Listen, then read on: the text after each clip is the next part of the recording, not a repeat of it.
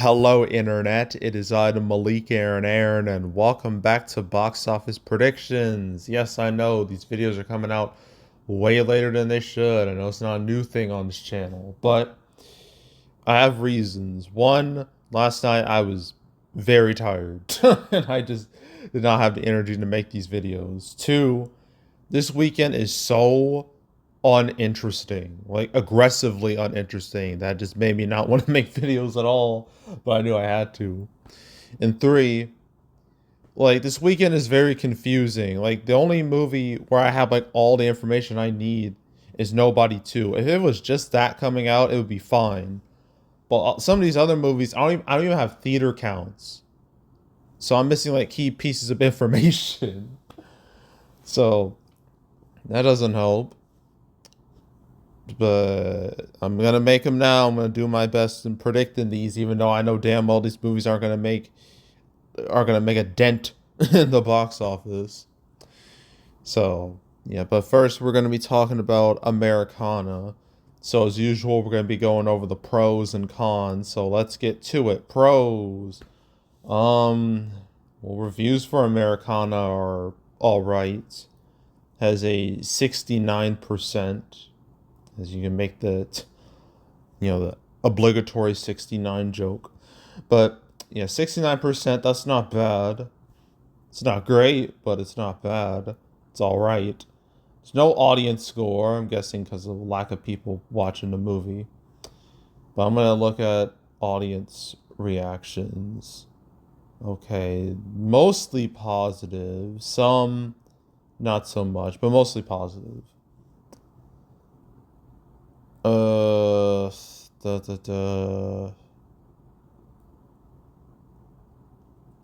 Okay, this one's really confusing. This is 5 stars. It says Lefty and Penny Joe Forever. I'm guessing that's a reference to oh yeah, it is a reference to the characters. So, Sydney Sweeney and Paul Walter Hauser's characters. Okay, I was a little confused there. Um, Let me see. What else? Da, da, da.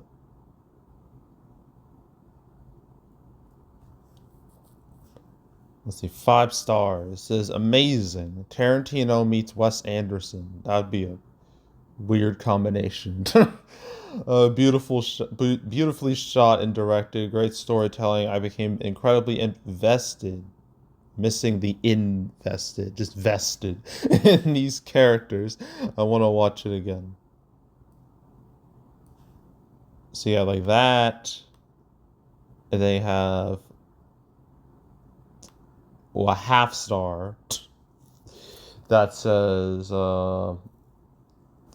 it felt like one of those random movies you stumble across on Amazon Prime at 2 a.m. The kind with a vaguely dramatic title, a generic thumbnail, and a plot that sounds like it might be deep but ends up being written during someone's lunch break.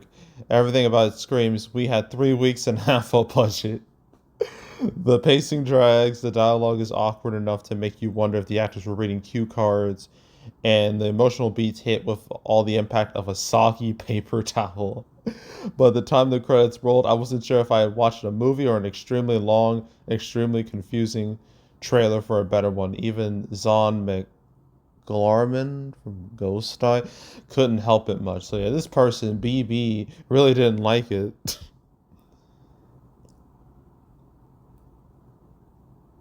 uh... I'm like, Jesus Christ, someone wrote a whole novel, gave it 5 stars. I'm not reading all that. And I don't know, like, the way it's written, I can't tell if it's genuine or if it's just, like, bullshitting. Like, I'm not sure. Um, but yeah, I'm not gonna read that. But I have been seeing a lot of there are a lot of 5 stars. So it seems like majority of people who watched it did like it. So I guess I'll label that as a pro. Another pro or cast here. We got some recognizable names. The most recognizable, obviously, being Sydney Sweeney, who's been in the news recently. If you haven't heard, damn, 20. She's only 2 years older than me. That's crazy. But anywho, so yeah, Sydney Sweeney. She's become a big deal in the 2020s. With a big stand, I guess the breakout flick with her and Glenn Powell with Anyone But You, which was like very much a sleeper hit where it started small but grew an audience, and that audience watched that movie for weeks. I mean, I could just show you if it would let me, but yeah, yeah, this was like very much the little movie that could. And look at it, just went on and on and on and on. It just refused to stop. And it ended up being like a big hit. And now both of them, like, really Glenn Powell specifically, like he's become like a big star. I mean, with Twisters and now The Running Man later this year, like he's going places. But then Sydney Sweeney, she was also in Madam Web, which is not her fault. Okay, it's not her fault. I'm not gonna blame her for that movie's failure, but she was a part of it. She did roast the movie in the during the press release, as did Dakota Johnson. But yeah, Madam Web, it's a piece of cinema, I'll tell you that. And then you got Immaculate, which came out like last year. I'm not sure if that did okay or not. Not sure. And now we're here. Apparently, she's in Eden, which is coming out next week. So yeah, I get to talk about her twice in a month. Okay. Apparently, she's in a housemaid like in Christmas of this year. But yeah, Sydney Sweeney. There's also, you probably heard her. Was it American Eagle? Yeah, American Eagle campaign, all about jeans. The jeans you wear, not the jeans, not DNA jeans. But there's people like have seen like a bit of an overlap there, because in the ads, she's like, talk about like perfect jeans, and a lot of people like saw it as, kind of weird, and just like, I think the main talking point with that is that, it's about, jeans, having like being with Sydney being like, blonde hair, blue eyed, like, oh, that's perfect jeans, like, ew, gross. And some people have straight up just saying it's like tied to like Nazis, which I feel is a bit of a stretch. It's a bit of a leap, but it caused a lot of commotion online. How the president himself got involved in it, because of course he would, and it's just like a big kerfuffle. I mean, is that gonna affect this movie at all? I don't think so. I doubt it. I mean, like, ad or no ad, like, this movie wasn't going to be seen by a whole lot of people anyway, so like, I don't think it would have done it's going to do any real damage. But I do have to mention it because it's become like a big thing in the news since like last week. But yeah, so Sydney Sweeney, she's like the main face of the cast. We also have Paul Walter Hauser, who was just in the big movie, a few weeks ago, Fantastic Four First Steps, as a Mole Man. Spoiler alert. And in Naked Gun. God damn, this man's been in 3 movies in like less than a month. It's really giving Pedro Pascal a run for his money. But yeah, he's like a supporting guy, but he's been in a number of movies. I, Tonya is one. I didn't know he was in Black Klansman. I know Richard Jewell, but that movie kind of went unseen. There's Cruella. He voiced Embarrassment in Inside Out 2. He was Mole Man in Fantastic Four First Steps. He was in the Naked Gun not remake, Legacy sequel. And Yeah, I mean, I definitely say he's recognizable because, well, we've seen him a lot very recently, so he would have to be super recognizable. But yeah, so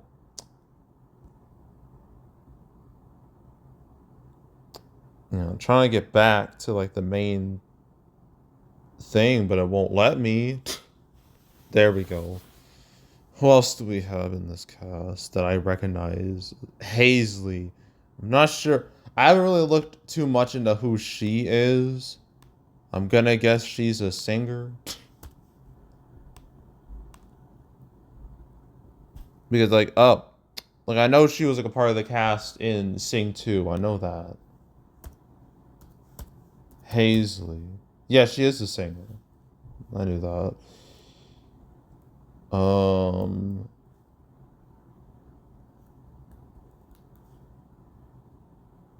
da, da, da, da, da, da. Okay, I'm looking at her stuff now because I'm very much not gonna get much here. Oh, she voiced Wonder Woman in Teen Titans Go to movie. Yeah, that's really gonna it's really important. It wouldn't even be relevant here because that's not gonna affect the movie. Apparently she was also in Maxine, last year. But she's mainly known for her music. Apparently she's she got some nomination for some Grammys. She was on Time's annual list of most influential people in the world in 2020. She has like a number of like successful albums. So yeah, I'd say she is very recognizable because of her music. I'm not sure. Okay, when it comes to like music artists going to movies, like it's hard to say how much of an impact they'll really have. I mean, you think every movie with Taylor Swift would be like a bona fide hit, but no. Look at what happened with Cats. Okay, so it's never guaranteed. But I guess they'll give it like I guess some eyeballs. I guess. So yeah,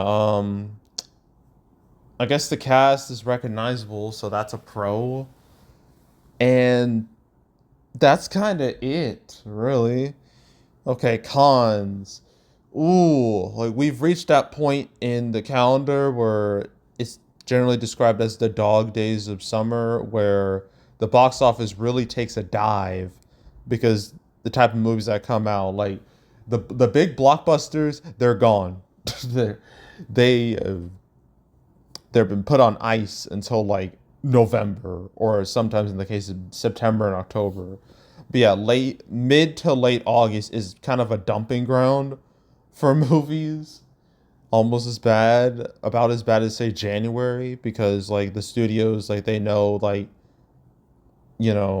they want to save their big stuff for later, so they just dump a bunch of like mid, low, you know, I guess mid level, low level movies. Just dump them all out there just to hopefully make like a quick buck, and that's how it's been like since movies have started. I mean, sure you have some exceptions here and there, but yeah, really no one goes to the movies at this time of the year. Like it gets very slow.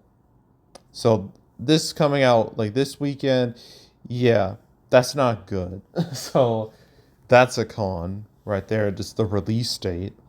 Another con is that of all the movies coming out this weekend, the only one that has a chance of like doing, better than terrible is Nobody 2, but even then that's not doing particularly great.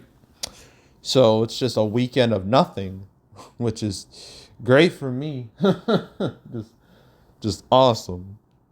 So yeah, just and the fact that just like other movies are still out, Weapons has the most attention out of any movie by far and away. So the rest of August is basically going to be about weapons and nothing else, really. So yeah, just a lot of competition this weekend, just in general. So that's a con. Um, I guess there's the fact that there's no theater count tells me that Lionsgate really dumped this movie out there because you think they would try a little harder, but Nah, it felt like this movie was just thrown out there just haphazardly. And when you do that, you're basically asking for no money. So, yeah, that right there, Lionsgate, just lack of buzz, lack of anything surrounding this movie. Yeah, I'm gonna label that as a con. And I think that's it. There's not much else to say about this movie. So opening weekend, um, I don't know. Without a theater count, it's hard to gauge like how well it could really do. Um, I'm gonna say $1 to $2 million. I'm gonna go with that. 1 to 2 million, judging by the lack of, you know, buzz. 1 to 2 million opening weekend, found total by 3 to 5 million, and that's it. So that's Americana. Okay, we got four more movies to talk about. Yeah, four more. We got, I guess, Eli Roth presents Jimmy and the Stick. I don't think that's the official title of the movie, but I could. Jimmy and Stiggs. Damn, it doesn't even have a Wikipedia page. That's grim. um, or does it? No, it doesn't even have a Wikipedia page. Wow, that's not good. um, there's highest to lowest, which I'm not sure what the point of me even making that video is, because it's going to be going to Apple TV Plus in like what, 3 weeks. So like, why even talk about it? But technically, it's a wide release, so I guess I have to. There's Nobody 2, which is like the only movie that I knew with full confidence was coming out this weekend, and Shin Godzilla. I guess I can talk about that as well, because that's technically a wide release. And that's it. So for the weekend. So yeah, that's it. That's all. Make sure to subscribe, like this video, leave a comment, turn on notifications, share the whole drill. You want to check out more videos like this? I got playlists on the homepage. All previous prediction videos I made this year, the past few years. You want to watch any of them, go right ahead. There's also box office recaps where I go over the box office results for any particular month. My August recap will come out the second weekend of September. My summer recap, two-parter, winners and losers, that'll be in late September. So stay tuned for both of those. But if you want to watch any of the past recap, well, I guess you can also watch my recent July recap as well. If you want to watch any of my other recap videos I made on the channel, you can go right ahead. There's also the canceled series where I went over all the movies that were supposed to come out but didn't. Never talked about Americana once, so there's that. But if you want to watch any of the past recap videos, not recap, cancel episodes, there's 250 of them. So you want to binge watch that whole series, I highly suggest you do that. So go do it. And yeah, that's it. That's all. I am out. Goodbye.